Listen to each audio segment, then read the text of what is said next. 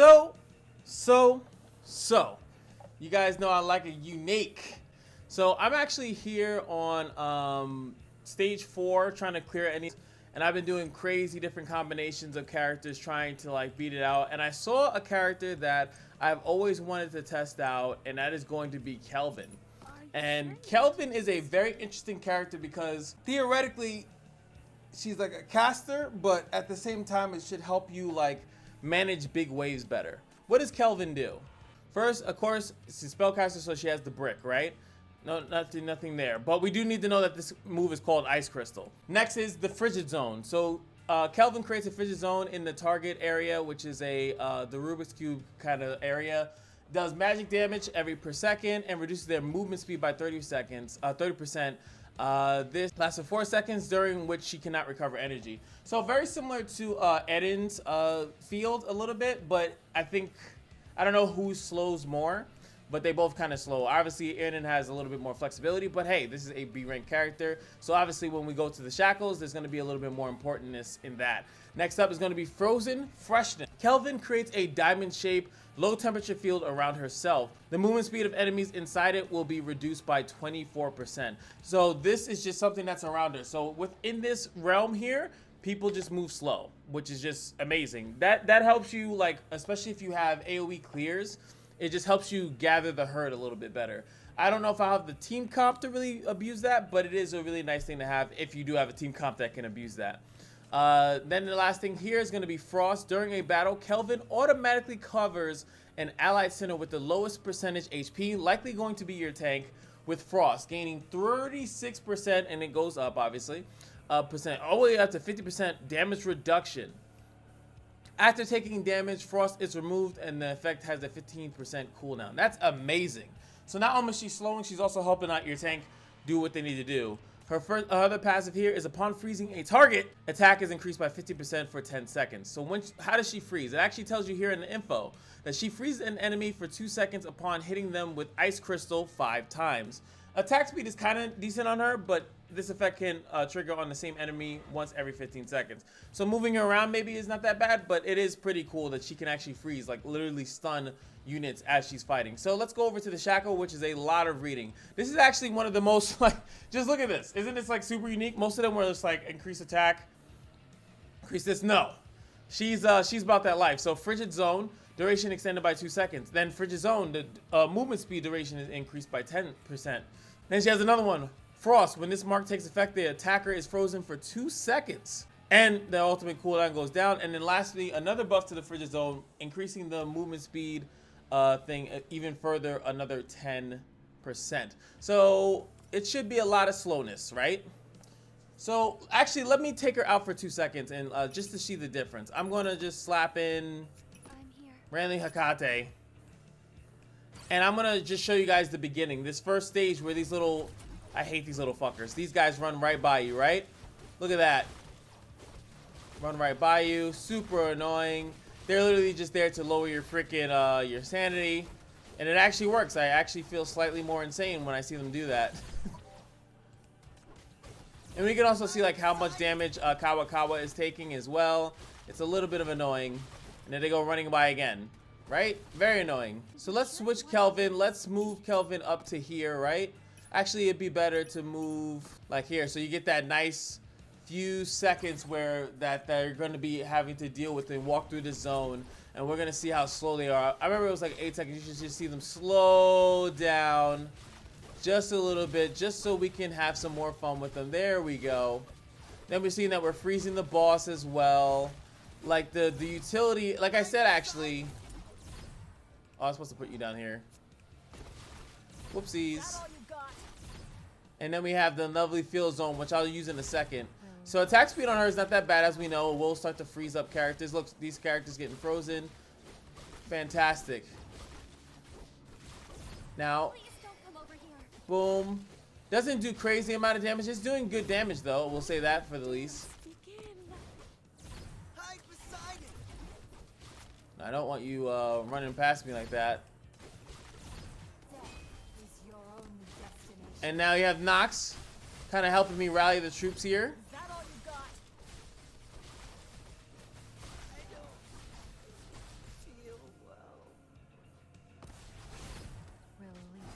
I think I'm gonna lose now. Yeah, that thing's too big.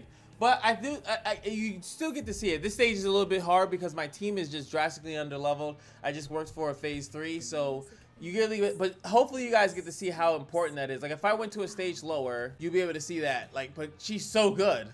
Like just that slowdown, and then like I said, if you have other characters that can like really assist, like let me just switch in just for example, because this entire row here is so important. Because that's where the slow, look how that slow starts to come in. Shadow follows. Helps me clear that out like nobody's business. Because like the fact that they get the attack like in that same thing. Hide beside it. Release your power. Shadow follows. Now unfortunately, obviously, she's not a core breaker. Look at that slow. That slow is vicious, man. Actually vicious. See how much damage this does. Pretty good. Actually gets the kill over there. Interesting. Again, just a little underleveled. Biting off more than I could chew. Oh, look at that nice cheeky freeze at the end. I've been sticking KK down here to try to like hold down this bottom row. But if I had this, and then maybe if I had a nice Stargazer built up, and I can kind of have them just kind of slowly walk across this, and then that would be it. Like something like, basically I'm saying like something like this. And then like I would actually put the balls here, and then she would slow them down. Let's just say an example. And you just have them slowly go across that, and then if she was actually leveled and it actually did damage, you know, you'd be in a really good spot there. Because you can do that. Like having something being slowed is like it really allows you to like I said, manipulate what's going on. Like this would be something so interesting if it actually did damage, but it doesn't because my thing's underleveled. Like that, just slowing this guy a little bit so he takes a little bit more hits. And this stage is not as great to showcase it. Let me see if there's another one I can find. I actually think this would be a fantastic into that nice slowing field. Like I said, freezes.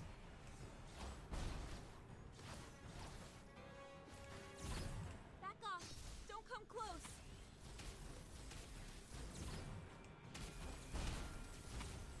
Back off. Don't come close. I will read your mind and release your power.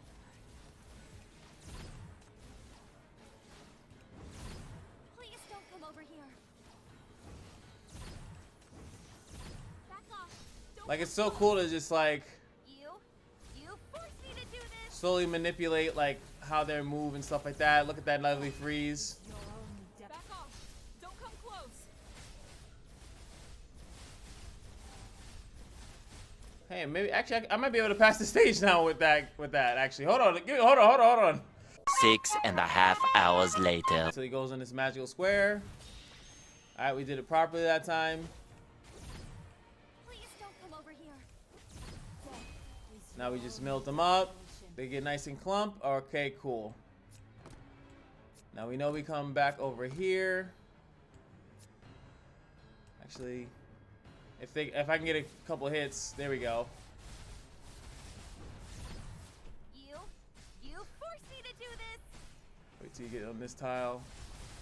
This game is stupid like that. Back off. Don't come close. There we go. Alright, she's gaining her energy anyway.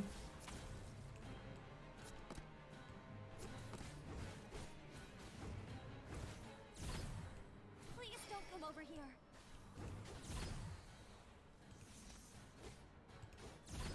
See, I don't know. See, I'm gonna get one from that. You forced me to do this. Release your power. I don't know what to do. Back off. Don't come close.